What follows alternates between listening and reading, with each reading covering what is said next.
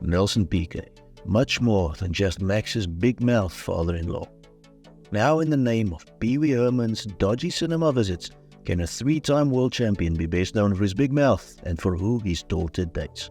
Firstly, a disclaimer. I'm not getting involved with Piquet's 2022 Lewis Hamilton racist racial thing.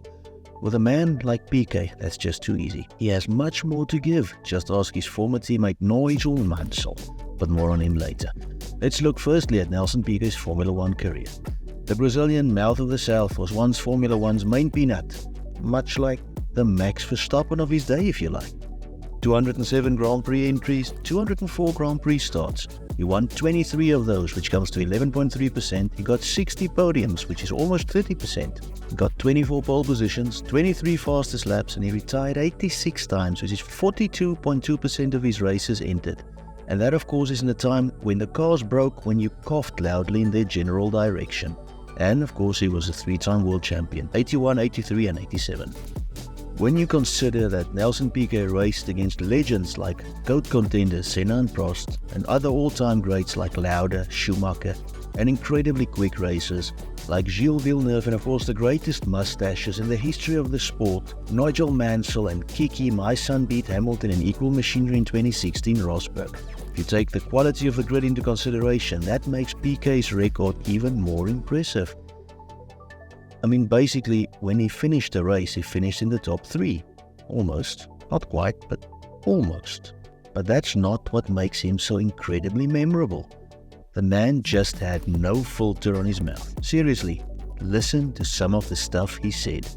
A primeira entrevista eu me lembro que fizeram assim, você, pra quem se dedica o campeonato? Eu dedico pra mim mesmo, pô, foi o que eu ganhei, pô, vou dedicar pra quem, pô? Another day, a journalist asked me, being honest, who was the best, you and Senna? I said, I'm alive. Yeah. Nelson Piquet would have been an absolute PR nightmare today. Maybe that's part of the reason Verstappen doesn't like Drive to Survive. It reminds him of a barbecue at his father-in-law's house. And yet it seems unfair to remember Piquet more for his mouth than for his racing. Yes, he makes it difficult when he said stuff like, Olha, Ayrton não foi da minha era, né? O Ayrton começou a aparecer depois que eu ganhei o 3º campeonato do mundo. E ele tinha uma máquina publicitária muito grande em torno dele, isso, aquilo e tudo. E realmente botaram as palavras na minha boca, mas a história dele, não gostar de mulher, isso, aquilo, que ele passou 2 anos praticamente andando com um amigo dele, tudo. Indiferente, mas tá com o cochicho no box era inteiro, não era meu cochicho. Também. É um idiota veloz, né? Ele perdeu 3 campeonatos, né? Idiota veloz é uma definição. Relatively few know that Piquet was actually a gifted tennis player when he was a kid, leaving Brazil for the USA aged 16 to further develop his tennis and then transitioning into full-time racing. He only started driving karts at age 14, which is just 3 years younger than Max was when he made his Formula One debut age 17.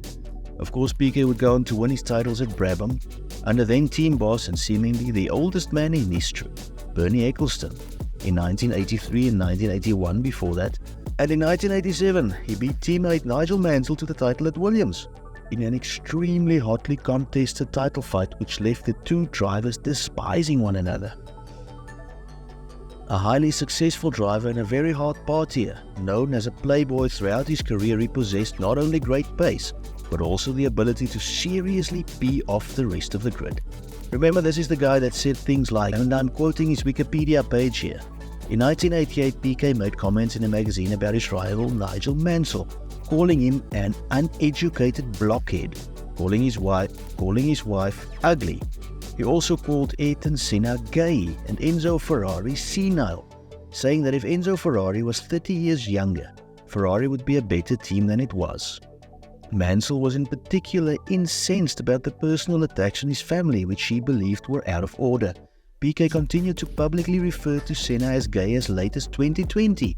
When asked about his opinion of Keke Rosberg, the 1982 Formula One world champion, Piquet described him as a turd that has no value. He insinuated the reason Lewis Hamilton lost the 2016 Formula One world champion to Rosberg's son Nico was because Hamilton must have been giving lot of ass at the time. He was that bad. End quote. Now, Piquet must be the only guy in Formula 1 that has a bigger mouth than Helmut Marko, but not even Marko says things like this. And in that lies the problem.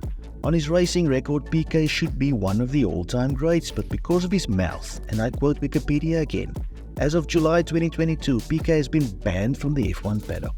Craig Slater of Sky Sports F1 reported that despite his apology, Piquet, for the foreseeable future at least, will not be welcome in the Formula 1 paddock. The British Racing Drivers Club also suspended Piquet's membership, end quote. That's of course about the racist quote thingy that he had going on with Lewis Hamilton that I'm not going to get into. That the fact that he was banned from the Formula 1 paddock basically sums up Piquet. A Formula 1 legend, but not welcome in the Formula 1 paddock.